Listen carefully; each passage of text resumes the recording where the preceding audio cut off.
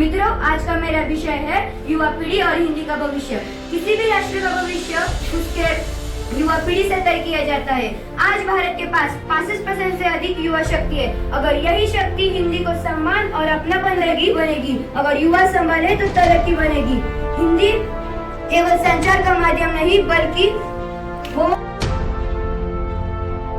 हम सब जानते हैं कि हर देश की प्रगति वहाँ की महिलाओं की स्थिति पर निर्भर करती है। यदि महिलाएं शिक्षित, आत्मनिर्भर और सशक्त होगी तो राष्ट्र और समाज सतत प्रगति की ओर बढ़ेगा। परंतु यह भी सच है कि महिलाओं को लंबे समय तक उनके अधिकारों से वंचित रखा गया है और उन्हें केवल घर के चारों दीवारी तक सीमित समझा गया है। भारत में अलग अलग भाषा बोली जाती है, जैसे हिंदी, उर्दू, मराठी, बंगाली आदि। लेकिन इन सब भाषाओं के बावजूद भी हम एक साथ होकर रहते हैं।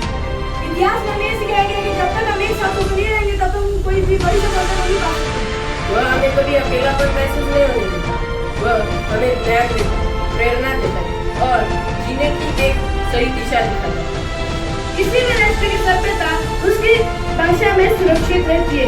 यदि संस्कृति शरीर है तो भाषा उसकी आत्मा है और भारत की इस महान सभ्यता की आत्मा है हिंदी। भारत ने हमारी संस्कृति और समाज को एक नई दिशा दी है। तुलसीदास की रामचरितमानस, कबीर के दोहे, सूरदास की पदावली और इसी भाषा के प्रभाव में कहीं न कहीं हम अपनी भाषा से दूर होते जा रहे हैं। एक अत्यंत गंभीर और ज्वलंत विषय भ्रष्टाचार का उन्मूलन पर अपने विचार प्रस्तुत करने जा रहे हैं। भ्रष्टाचार का उन्मूलन यानी भ्रष्टाचरण। यह एक ऐसी सामाजिक बुराई है जिसने हमारे देश की नींव को अंदर से खोखला कर दिया है। आज का विषय मेरे सपनों का भारत। जब हम अपने देश के भविष्य के बारे में कल्पना करते हैं तो बहुत सारे विचार हमारे मन में आते हैं। जैसे मेरा सपना का भारत ऐसा होना चाहिए जहाँ हर नागरिक शिक्षित हो, शिक्षा डिग्री तक ही ना सीमित। मेरा सपना का भारत कैसा हो जहाँ सबकी एक ही लड़ाई हो, सबके पास पढ़ाई हो, सफाई का बड़ा आसमान हो, स्वच्छ भारत साकार हो।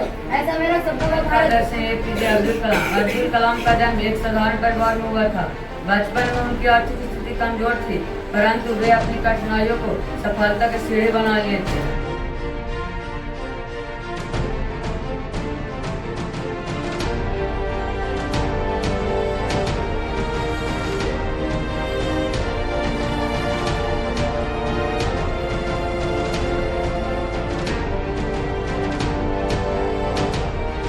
English education time will improve like anything now you see.